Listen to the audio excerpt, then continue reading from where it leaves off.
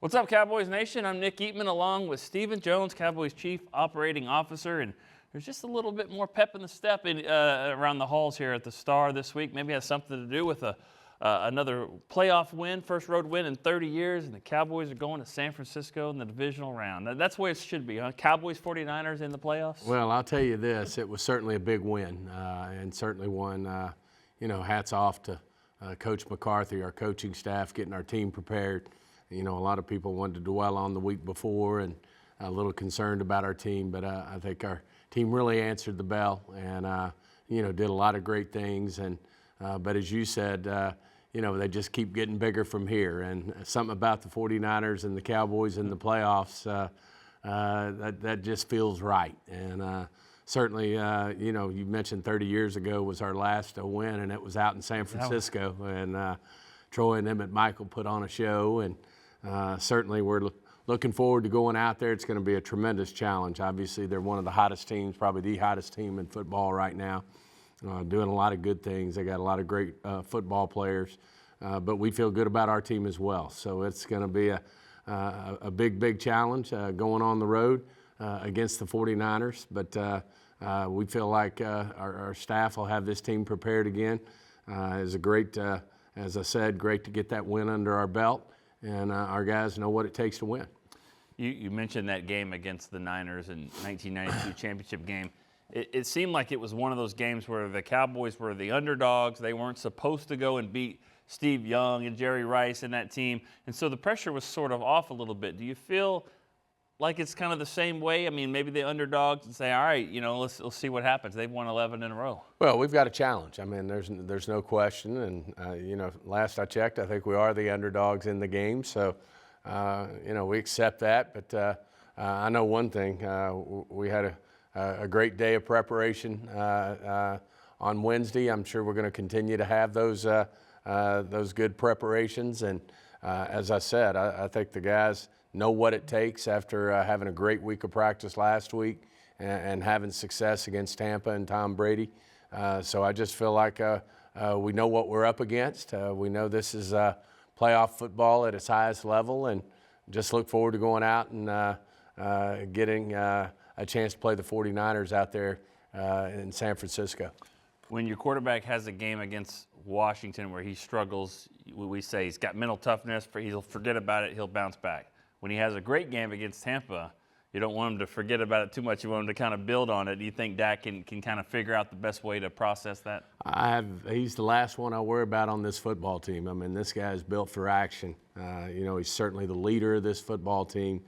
He's certainly got the it factor. He certainly brings guys along with him.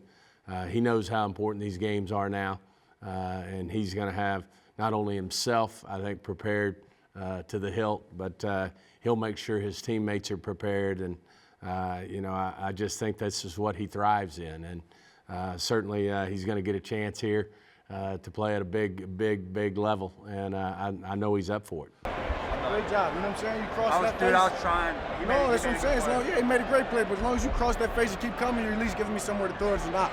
What was your favorite part of the way he played against the Bucs? I mean, he did so many things and did it all well. What was your favorite part? Was it the running, the passing, the command in the huddle, everything? I think it's the full body of work. That's what you love about a quarterback. I mean, the really great ones do it all. They're able to, make plays with their legs when, the throws aren't there. When the throws are there, they make them accurate. They make them to the right guys who can do something with the ball. They certainly lead in terms of his leadership there on the sideline and keeping the team focused for 4 quarters. One of the things we always want to improve upon throughout the year was the consistency for 4 quarters. To go out and execute, to go out and make plays, to go out and keep the same intensity level for all 4 quarters. He set the tone for that, and I think he'll do it again against the 49ers. Not for 1 play, 1 second. Do not let up. Not for 1 play, not for 1 second. Not to go back again, but at some point, and it may not be this offseason, maybe 5 years down the road, but at some point Tom Brady's going to have a retirement press conference.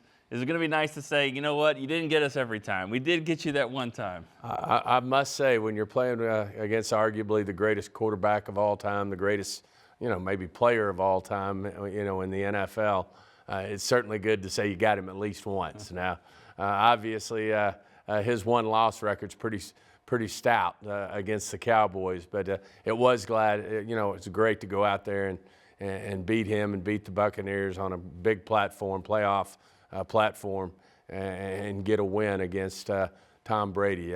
Certainly, I'm sure Dak won't forget it either, going head-to-head with him.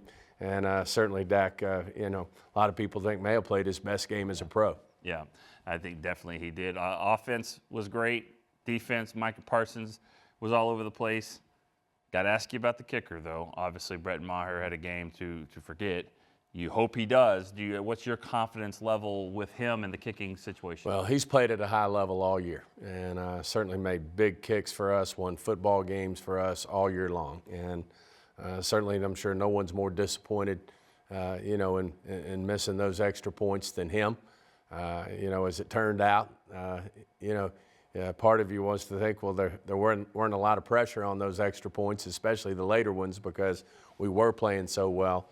But I just have confidence, ultimately that he can make the kicks that we need him to make when it's time to make a kick. And certainly, when you play sports at any level, you go through times when you wish you would have played better or done better. And I know certainly he feels that way, but he's done a great job for us all year. Whether it's golf or basketball, you want to make that last putt, you want to make that last three-pointer.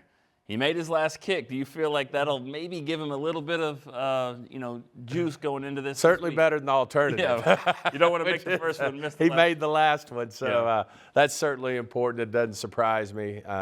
As we all know, these things are part of sports, whether it's a putt, whether it's throwing the ball to first base, whether it's making a free throw or a clutch shot in basketball. All these things, these guys, especially when you're playing at the level we're playing at now, playoff football. Certainly all these players are under pressure to do well, but we feel good about our group of men. Last one. Last year the 49ers came in, and it was the first playoff game for this group in a few years, and it maybe looked like it early on. We call it nerves, call it anxiety, whatever. Didn't get off to the best start. Will you be surprised if that happens again this time around against San Francisco? No, I feel like, we had our first playoff game there against the Buccaneers. We came out and we played well, and I expect us to build on that. All right. Well, I expect to be talking to you next week about the NFC Championship games. All right. Stephen Jones, Cowboys Chief Operating Officer. I'm Nick Eatman. We'll see you next time on DallasCowboys.com.